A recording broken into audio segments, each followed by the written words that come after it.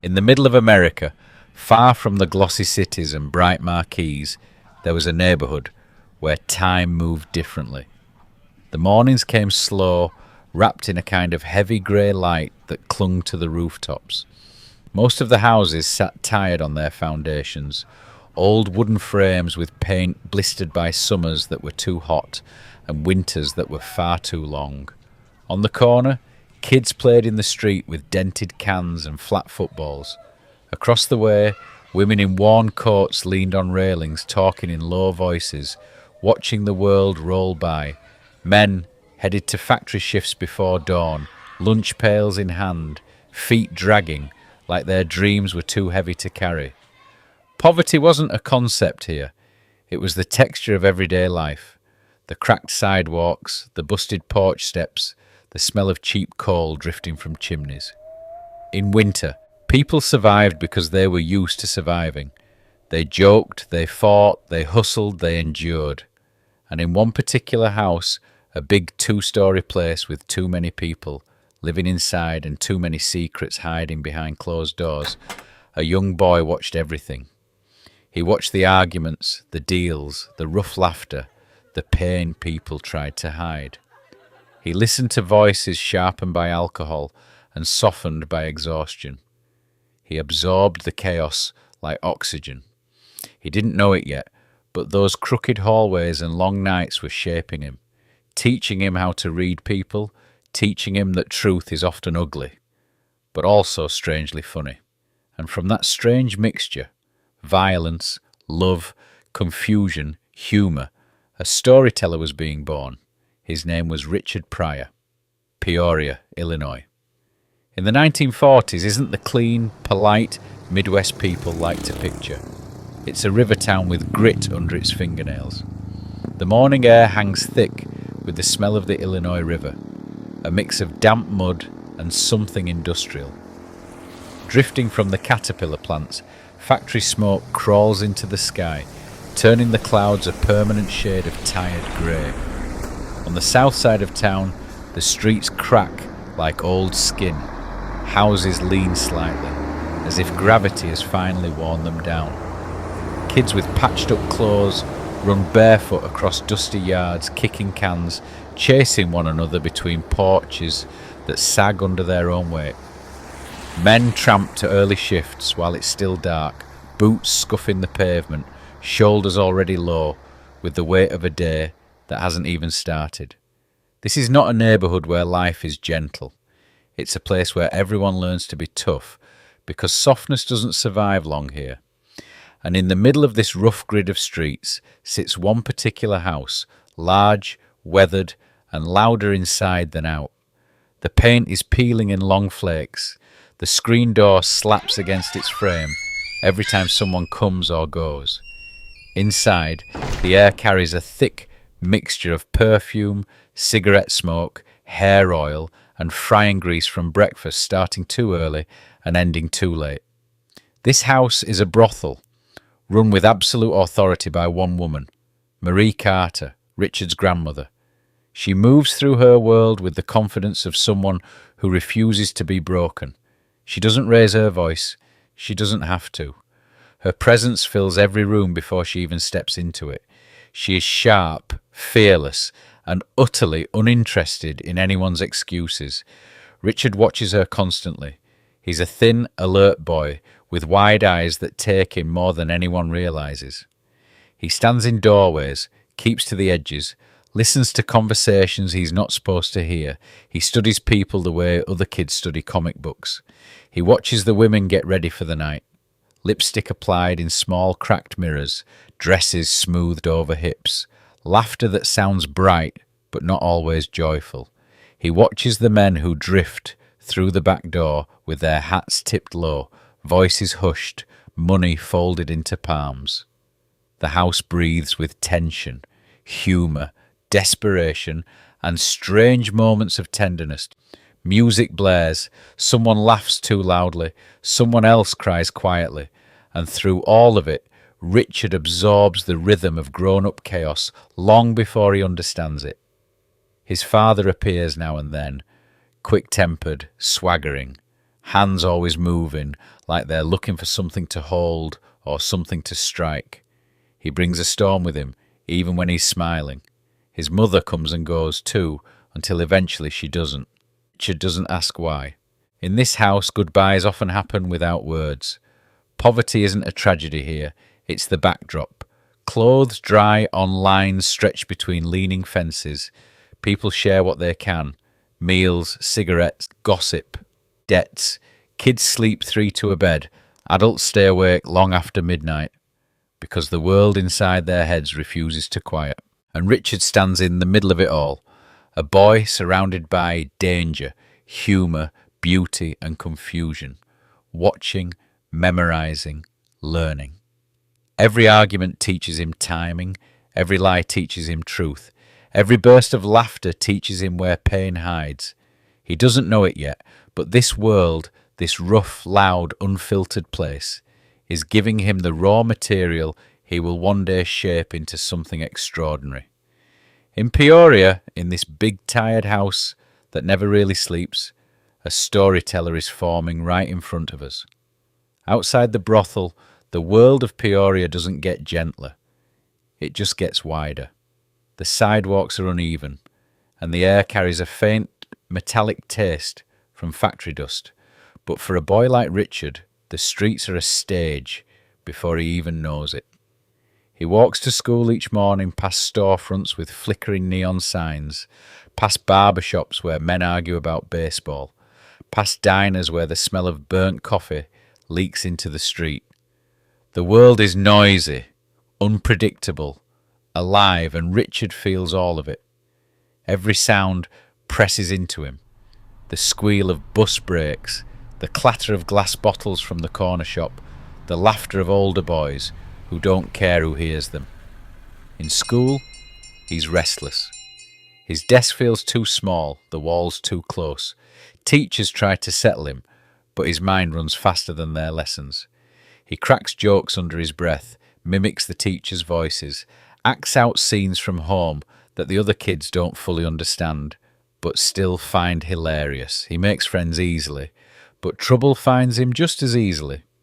He gets expelled, brought back, suspended, warned, scolded, all before most kids learn long division. But something else is happening too. Whenever Richard performs, even if it's just in the hallway, or during recess, or standing on top of a milk crate behind the school, everything inside him snaps into place. Suddenly, he isn't just the kid from the brothel. He isn't just the boy who sees too much. He becomes a storyteller, a mimic, a shapeshifter. He can turn a teacher's scolding into a comedy bit that sends the whole class into fits of laughter. He can imitate the drunk men who visit his grandmother's house, right down to the wobble in their steps and the slur in their voices. He doesn't mock them out of cruelty. He captures their truth. Even as a boy, he understands that humour lives in honesty. Teachers shake their heads. Other kids stare at him like he's a magic trick. Adults whisper, "That Pryor kid, he's strange but funny." At home, the house continues its chaotic rhythm. Doors opening, voices rising, secrets passing through the air like cigarette smoke. But Richard's relationship with it is changing. He watches the women, studies their expressions, notices the way they switch from tired to charming in the blink of an eye. He sees the masks people wear, and he starts to understand that everyone is performing in their own way. One night, after another argument downstairs rattles the walls, he sneaks out onto the back steps.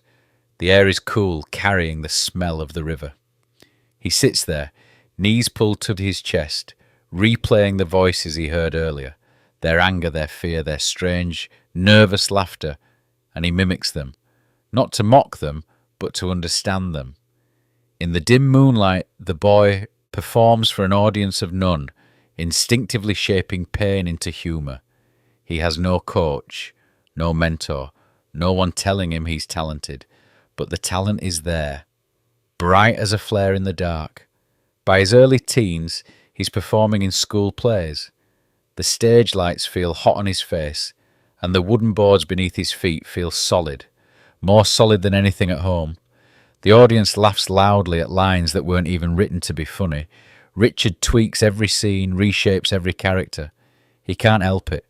Comedy is becoming the language he speaks most fluently. Peoria still surrounds him with poverty, violence, and unpredictability. But something inside him is shifting. He's beginning to understand that laughter has power. Real power. It can diffuse tension. It can win affection. It can protect him. It can explain the world when nothing else makes sense. And slowly, almost without noticing, the boy who grew up watching everyone is discovering what it feels like to be the one everyone watches. By the time Richard reaches his late teens, Peoria feels too small for him. The same cracked sidewalks, the same tired houses, the same shouts drifting out of bars on warm nights. All of it presses on him like a weight he's desperate to shake off. He's taller now, sharper around the edges, quicker with a joke, quicker with trouble. The teachers who once tried to steer him have given up. The police know his name. He drifts between odd jobs and long afternoons on the street, where the soundtrack is always a mix of blues from someone's open window and laughter from people hiding their pain behind jokes that sound a little too forced. But even as he acts wild, there's a nervous energy under the surface. He knows he doesn't belong in Peoria, not forever.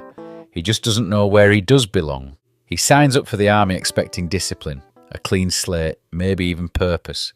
Instead, he finds another version of chaos. The barracks smell like sweat, detergent and boredom. The days are filled with drills that leave dust caked in his boots.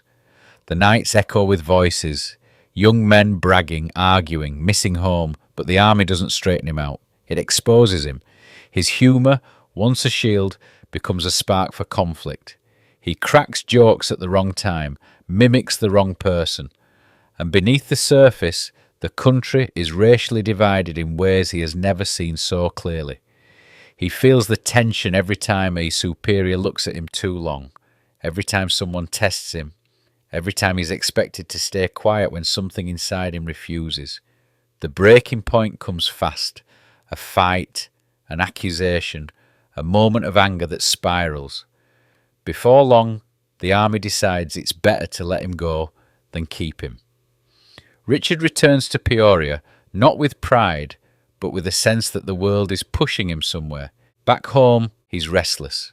He wanders the city at night, feeling the neon signs buzz above him, hearing the hum of conversations spilling from smoky bars. In one of those bars, he sees his first real nightclub show. A comedian stands under a dim spotlight, talking, controlling the room with nothing but words. Richard watches, unmoving. The crowd leans forward when the comic leans forward, laughs when he lifts a brow, falls silent when he pauses. It looks like magic, real magic, and something clicks inside Richard like a lock turning. He starts hanging around these clubs, listening, absorbing, studying every performer. He notices how jokes build like small storms, how timing manipulates a crowd, how truth, raw truth, can shock people into laughter. Before long, he works up the courage to ask for stage time. The club owner laughs, but there's something in Richard's eyes, something hungry, electric, and eventually he gives the kid a chance. The night Richard goes on stage for the first time, he's terrified, his palms sweat, his stomach twists, but when he steps into the weak glow of the spotlight, something extraordinary happens. He breathes. He speaks. The room shifts. His jokes aren't polished. His stories wander. His delivery is too fast, then too slow, then too fast again. But the crowd laughs, really laughs, because he's real and they can feel it. They can sense the fire inside him, the unpredictability, the honesty he hasn't yet learned to control. By the end of the night, Richard knows one thing with absolute clarity. The stage feels like home, not the brothel, not the streets, not the army. Here, under a simple light, with people watching, listening, he feels more himself than he ever has. Word spreads quickly. The Pryor kid is funny. He's wild, but he's got something. Richard starts performing anywhere he can. Bars, clubs, school basements, even smoke-filled back rooms where the audience is half drunk and half bored. Every joke sharpens him. Every silence teaches him patience. Every laugh surprises him, encourages him, pulls him forward. And slowly, he starts dreaming past Peoria. He imagines bigger stages, brighter lights, cities where comedians are treated like stars. One night, walking home under a moon that hangs low over the river, Richard looks back at the glow of the nightclub behind him. The air smells like cigarette ash and wet pavement. Somewhere inside that smell, that glow, that world of possibility, he senses a direction Peoria gave him everything: pain, chaos, characters, rhythm. But it's no longer enough. He's ready to leave. He just needs the courage to do it. And deep down, he knows the world outside is waiting for him. New York hits Richard like a shock of cold water. The city is louder than anything he's ever known. Horns blaring, steam rising from subway grates, neon signs buzzing like electrical nerves. The sidewalks are crowded with hustlers, reporters, businessmen, dreamers, and broke artists who all walk like they're late for something important here. Nobody cares where you come from. They only care what you can do. And Richard can do something rare. On stage in Greenwich Village clubs, he performs like the comedians he sees on TV. Smooth, clean, friendly, charming. A Bill Cosby-type set. Safe, palatable. The kind of humour that white audiences embrace easily. And it works. Crowds love him. Bookers praise him. Managers shake his hand. People tell him he could be the next big mainstream star. Off stage, though, he feels like he's performing a version of himself that doesn't really exist. The jokes are polished, but distant from the world he knows. The brothel, the chaos, the pain, the danger, the confusion, the characters that shaped him. He hides that world away like it's something shameful. On stage, he's smiling. Inside, something feels wrong. He walks through Times Square at night, the lights flashing across his face, and he wonders why success feels so hollow. He's doing everything he's supposed to do, everything show business wants, everything he thought he wanted. So why does it feel like he's lying? Hollywood welcomes him, the same way it welcomes any rising star, with fake smiles and real interest. He gets gigs writing for shows, he books comedy specials, he does television appearances, studio audiences laugh on cue, and producers clap him on the back. He's making money. He's gaining fame. He's living the dream. But the dream is exhausting. The showbiz parties feel plastic. The executives talk to him the same way they talk to everyone else, like he's useful, not human. And when he looks in the mirror before a performance, dressed in a suit that doesn't feel like his skin, he catches glimpses of the boy from Peoria, watching, observing, furious, hungry to speak the truth. Then comes Vegas. The lights, the money, the audience ready to be dazzled. He steps on stage in a hotel showroom, packed with rows of eager faces. The spotlight hits him like a hammer. He begins to perform the act he's done 100 times before. And suddenly, mid-sentence, it all collapses. The words feel wrong. The jokes feel hollow. The audience is waiting for laughter that won't come. He stops. He looks out over the room and sees the truth reflected back at him. He isn't the performer he's pretending to be. He isn't the polished, safe, successful version of himself that the world expects. He's a fraud. And for the first time, he panics. He walks off the stage. The managers shout. The audience murmurs. And in that silence, he feels something he's never felt before. Freedom. The breakdown becomes a rebirth. He disappears from mainstream stages for a time. He walks the streets, listens to the city, immerses himself in the counterculture, in the raw, unfiltered life that feels real. He studies people, their fears, their humour, their rage. He experiments with stories no one else would tell. When he returns months later, he is no longer performing the act the world expects. He is performing himself. His comedy is shocking, messy, truthful, and magnetic. He tells stories from his life, his pain, his family, his drugs, his fears. The laughter comes, but it is not easy laughter. It is recognition, release, honesty. The Vegas breakdown is legendary, but it is also the first real moment the world sees the man he was always meant to be. Fearless, vulnerable, and completely alive on stage. The world finally catches up with him. Richard's voice, raw and unflinching, cuts through the smoky haze of clubs, the chatter of TV studios, the hum of record presses.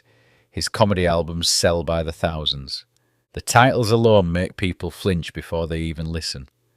But the laughter that follows is real, deep, uncontrollable, the kind that shakes the room and leaves people gasping. Hollywood comes calling in a bigger way. He's on screens now, not just stages. Silver Streak, Car Wash, Stir Crazy. He's on posters, in magazines, faces staring out from every kiosk. The lights are brighter than he ever imagined, the hotel suites luxurious, the limousines waiting. And for a while, it feels like he's won, but the darkness never goes far. The chaos of his youth, the hunger for truth and escape, follows him like a shadow. He smokes, drinks, snorts, experiments, each high promising relief, each low pulling him deeper. Nights stretch long and wild. Rooms blur with laughter, music, cigarette smoke, and whispered deals. The people around him, friends, collaborators, strangers, become both lifeline and trap. And then there's the fire. The night in 1980 when his own body becomes part of his comedy. He tries cocaine freebasing, a dangerous thrill. Something goes wrong. Flames erupt, catching his skin. Pain screams through him. Panic drives him into the street, running, screaming, fire licking his chest and face. Neighbours open windows, cars stop, voices shout. He collapses in agony, screaming, alive and on fire and terrified. He survives. The doctors patch him up, skin grafts heal, but the memory burns deeper than the flesh ever could. And Richard does what he has always done. He turns the catastrophe into performance. On stage, he describes it. He makes people laugh at it. He transforms agony into storytelling, fear into recognition, pain into power. Even at the height of fame, the stages and cameras cannot contain him. His life is chaotic, relationships fractured, health fragile, addictions shadowing every step. Yet in every moment of brilliance he captures the truth. Life is brutal, messy, hilarious, and heartbreaking all at once. Crowds watch him, mesmerized. Young comedians study him. He is a force of nature, a storyteller who drags his audience through the gutters and into the light, laughing the whole way. Richard's body begins to betray him. Multiple sclerosis creeps in quietly at first. A stiffness, a wobble in his step, a tremor that no one watching him on stage could ever notice at first, but he feels it every day. The heat of lights presses harder, the microphones feel heavier, and every movement takes a fraction more effort, yet still he goes on. The crowds don't care about weakness, they care about honesty, and Richard gives them the truth, unflinching and raw. He jokes about his pain, about the drugs, the fire, the chaos of his youth. He makes the audience laugh, not just at the jokes, but at the courage behind them. Richard Pryor dies knowing that the laughter he created is louder than the fear that haunted him, stronger than the illness that confined him, and more enduring than any stage, any spotlight, any city. He leaves the world with a gift, the courage to see, to feel, to speak, and to laugh, no matter how dark the world becomes.